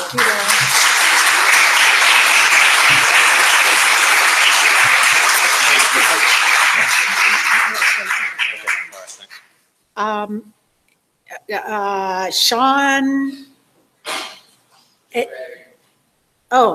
I would never have pronounced that correctly. Thank you very much. Wonderful. So will you share your address? And So it's just a quick question. Question. How did you get to the $830,000 for the budget? Oh, well, I would ask about, but it seems like yes. Okay, I'll tell you what. For a reduction of the pay to play, how did you arrive at that sum, and did you take in any increased participation? All right, I'll tell you what. Let me just check. I want to get through all the people who want to speak, and we will answer that question for you, okay? Thanks. And that brings us back to Mike Triplett. Is Mike here? Okay, so the first order of business then is to answer Sean's question. Ms. Jenkins, do you want to answer that, please? We looked at current participation levels and reducing the cost by 200 per. We did not include increased participation because we currently do not have all students paying the fee that is assessed. So there would be an offset. So even if there is an increase in participation, that would be offset by the students, some students who have not paid the fee that's been assessed. Thank you. All right. Oh, do we have one more? Okay. One more speaker.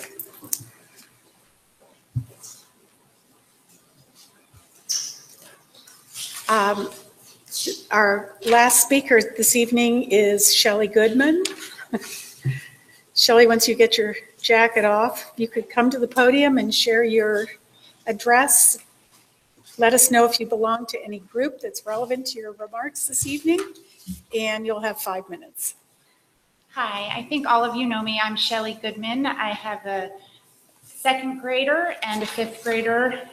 I am active in the PTO, but as far as groups, I guess the one that's most relevant is I have gifted children and am part of Navigator.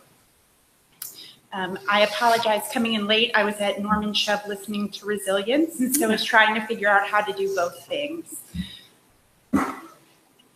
The majority of our community strongly believes the #1 school priority and focus should be on academic concerns, such as teachers, class size, curriculum, and gifted.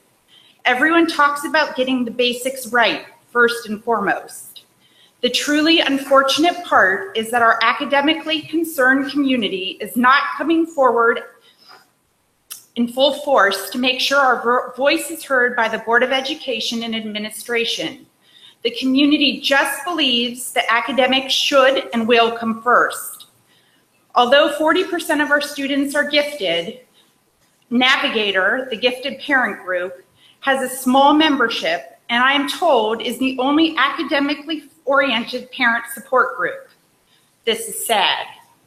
As a personal plea, please do not allow squeaky wheels, such as the pay-to-play petition, outweigh what you know to be the most important and in the best interest of our district. Spend your time and resources diligently focused on the academics and do not get distracted. My family's story. In 2011, we moved to New Albany for the schools.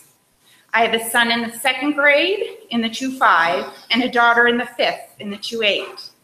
My husband travels extensively and often for work.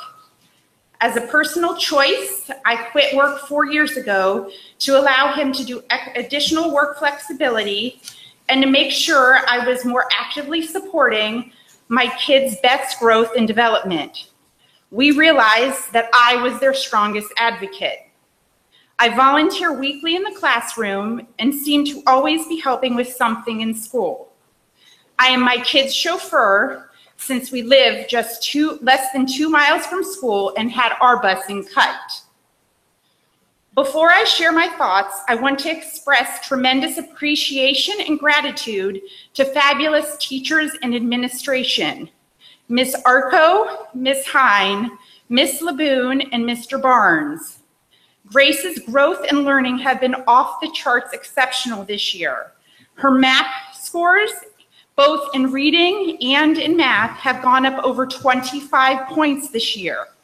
Obviously, these 5th grade teachers know how to grow their students. Let's start with my son and the issues that we have had since some of the budget cuts have occurred. First, there were administrative continuity issues. At the end of 1st grade, multiple administrators promised me that Jackson would be placed with other high-ability kids for 2nd grade. He was yet to be designated supercognitive via test scores.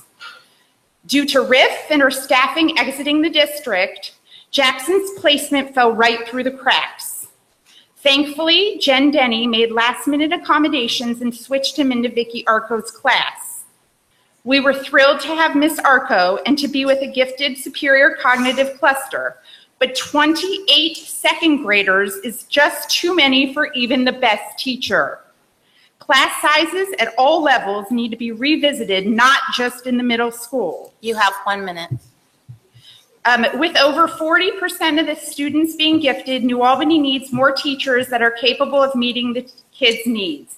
I have a lot, so I'm going to go to my summary, and I apologize, and I will send the letter that I've written to all of you so you can hear it. But in recap, I think we need to focus on academics first, strategically reevaluating the gifted program and resources, figuring out what we need to do, revisiting and reducing class sizes at all levels, strengthening administrative continuity, addressing substitute teacher concerns, especially as it relates to long-term subs, providing consistent resources such as ALEKS to all kids to have an opportunity to grow. And this holds true especially if the school is recommending acceleration or skipping of a class. Busing and play-to-play are secondary and should not distract our academic focus until we are in a better position as a district. At this point, busing needs every consideration just as pay-to-play, but academics come first. Thank you, and I appreciate your time. And I will send this to you because I sort of skipped over a bunch. Thank you very much. Thanks, Shelley. Thank you very much. Well, that's great. Is Mr. Triplett, has he returned yet? No, ma'am.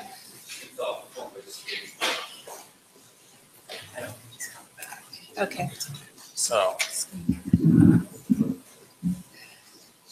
Okay. Oh, there you There are. were no more forms left. I'm right here. Hi, my name is Amy Rollwang, and I live at 7070 Flower Moss Drive here in New Albany. I have really no prepared remarks. I was not planning to speak tonight, but Ms. Kalinowski, you had mentioned that perhaps we could enlighten you on why there was a little bit of grumbling when Mr. Darrow was speaking. And I'm only speaking for myself. However, I believe that when you told all of us that there is no free lunch, that was pretty frustrating. I attended every task force meeting that you hosted. I came to many coffees where you spoke about your plans for the future of this district, and you as well, Mr. Naumoff. You had great ideas about the money that we could save with regard to healthcare costs, modernizing the step increases for the teachers, and for you to tell all of us, most of us who probably voted for the levy, that there is no free lunch when we are paying the highest tax rates in Ohio and have the highest pay-to-play rates in the nation. I think some people were pretty offended by that. We are your biggest supporters, and our kids were selling meat all winter to help offset the cost of pay to participate. I have 4 kids. My daughter's a junior at the University of Dayton. My son will be attending Ashland University, where he is receiving both academic and athletic scholarship monies. I have a sophomore who is now only a 1-sport athlete because of the cost of pay to play. And I also have a 3rd grader who will graduate in 2025, not too long before your granddaughter. I would like to say my children also were identified as gifted in elementary school. And although I appreciated the enrichment, and I do feel gifted services are important, it was not my son's 3rd grade gifted enrichment programming that is allowing him to attend Ashland with athletic scholarship money. It was the remarkable coaching staff, his opportunities to play and compete. It wasn't his gifted services that allowed him to hit number 3 on ESPN's Sports Center when he hit the winning shot. And I think that's a memory he'll never forget. And I think so many kids will also remember that really positive experience. So I hate that we have to pit gifted services perhaps against athletics, but $625 per student per sport with no family cap. It's discriminatory. It's embarrassing that the best suburb in the nation won't allow all students to participate. So please continue to look at all options because every other district is handling this. Thank you.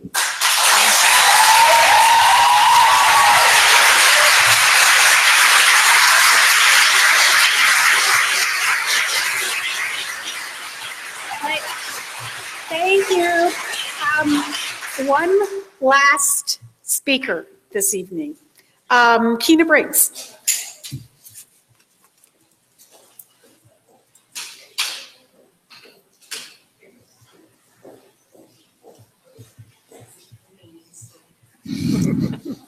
Hi, I'm Keena Briggs. My address is 7151 Addington Road, New Albany, Ohio. Can everybody hear me? No. Okay, is that better? Much. Okay. So now you can start my 5 minutes.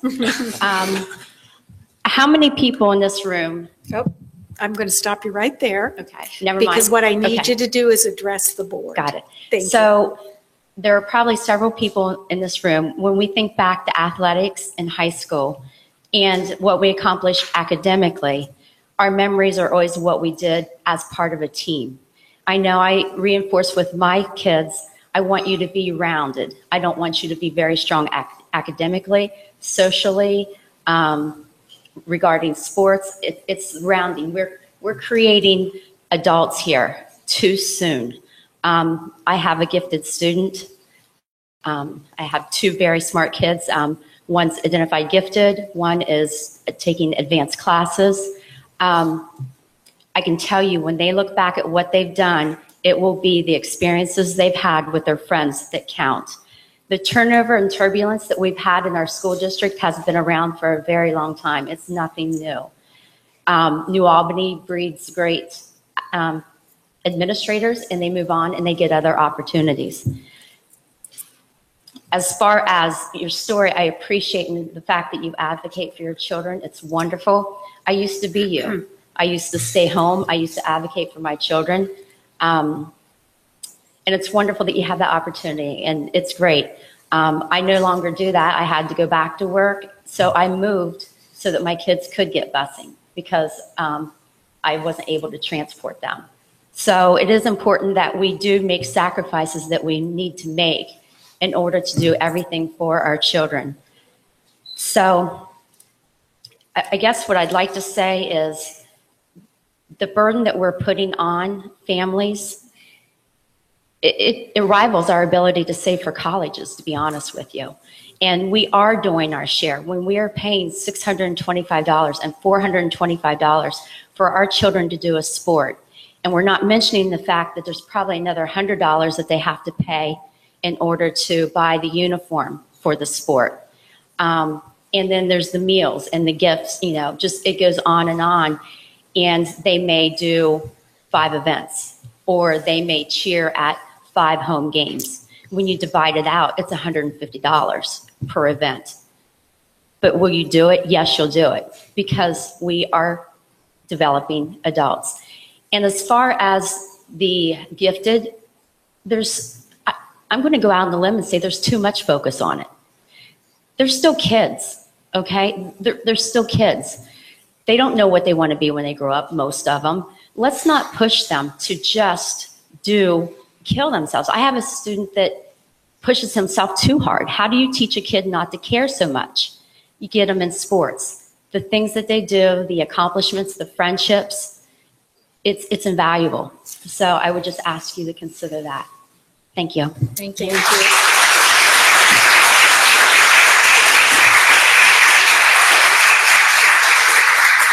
Thanks to all of our speakers this evening. I think it was a really interesting discussion that kind of mirrors the complexity that we talked about earlier. The thing that I would like to leave everyone with here this evening is that it's not an either-or proposition. It's not a situation where we need to pit gifted against athletics. It's just trying to find the right balance and figure out how best to offer these wonderful opportunities to all of our students. And I think that I just appreciate people's willingness to come out and state a position. And I hope that you will work with us rather than against us, understanding that our aim is the same as your aim. I mean, we wouldn't be doing this if we weren't sincerely interested in the best outcomes for each and every student, and for your student, and for yours, and everyone else's. So we will find solutions. We knew it was going to be a rough road after the levy failed, and we knew that we had to go through a period of very deep retrenchment before we were able to begin to make some adjustments. I honestly don't think we will ever get back to the situation we were in before the levy failed. And some of that is good. I mean, we found more efficient ways to do things, and that, I think, is something that the community was clearly asking us to do. But some of it, I think we just have to be realistic. And certainly, in my opinion, one of the ways that we work together, certainly on pay to participate, is that the board reduces fees and that parents help us continue to explore other ways to make it a more cost-effective opportunity for kids, and to reduce the board's potential liability in terms of what we're looking at in terms of expense down the road. And I would say the same thing for gifted. I had a wonderful meeting, lasted about 2 hours, with some women, Shelley, from your organization, who passionately and intelligently and convincingly made their case about the need for the board to study the gifted situation. And I see that reality in the 5-year forecast in Mr. Sawyer's staffing plan. And I know this board will continue to dig through and to remain focused certainly on academics, but with the understanding that we're all about the developmental needs and the social needs of all kids. Not everybody's going to be a football player, but certainly there's a place where every child we want to be able to plug in, whether it's the drama club or science Olympiad, or all those opportunities are very, very important. And if we stick together, we can find a way to make these things work for our kids and our community. So I'd just like to thank you very much for coming out this evening and joining us. And that takes us to the consent agenda items. And these are superintendent items A1A through A3A. Dr. Dominique? Oh, I guess I need a motion, first of all. So moved. Thank you, Mrs. Kalinowski. I'm sorry? Second. Oh, thank you, Mr. Numa. Well, I'd like to begin by inviting Mr. Carter to the podium to introduce Amy Warren, our new high school assistant principal. Welcome, Ms. Warren.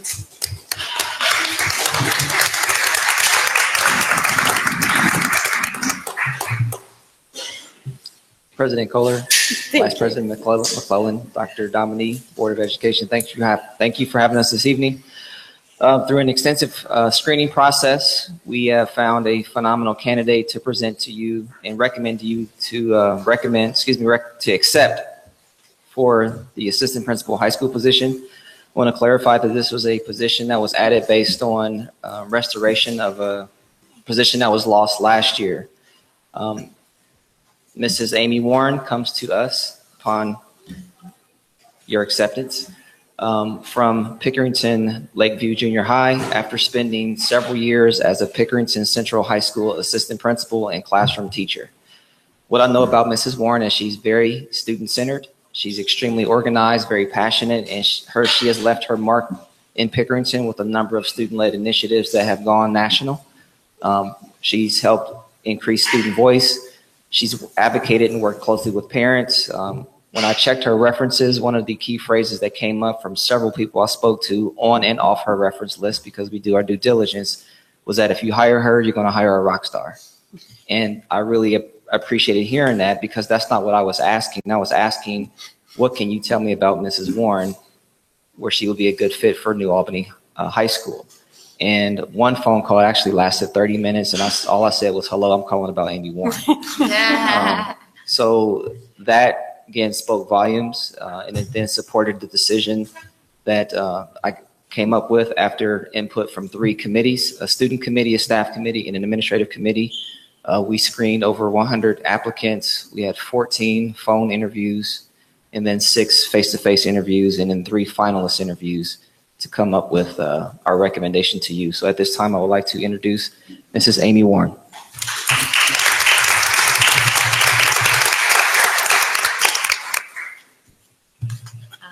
Briefly, I would just like to thank Mr. Carter for introducing me and say that I am thrilled for the opportunity to join New Albany Plain Local School District. I know that there are some challenges right now, but I also believe in the passion of the community and that we, through building some relationships and learning and getting in there, I think that we can work together to come up with some solutions. So I look forward to doing that. Thank you. Thank you. Welcome. Thank you. Welcome.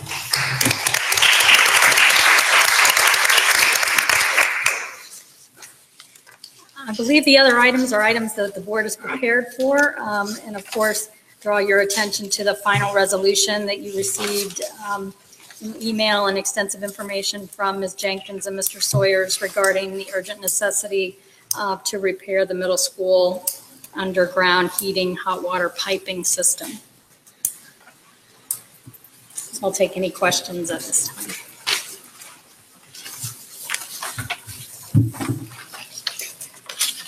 No, we've all had this information in advance and had ample opportunity, I think, to ask questions. So I would like to suggest we move ahead with a roll call vote, please. Ms. Kalinowski? Yes. Mr. Newmoff? Yes. Mr. Darrow? Yes. Vice President McClellan? Yes. President Kohler? Yes, that motion carries. And if I could have a motion for adjournment, I would appreciate it. Our next regular board meeting will be on May 23rd, and it'll be in the Jefferson Room at the high school. And could we have a motion, please, for adjournment? Thank you. Second. Thank you. And a roll call, please. Vice President McClellan? Yes. Mr. Darrow? Yes. Mr. Newmoff? Yes. Ms. Kalinowski? Yes. President Kohler? Yes, that motion carries, and we stand adjourned. Thank you very much.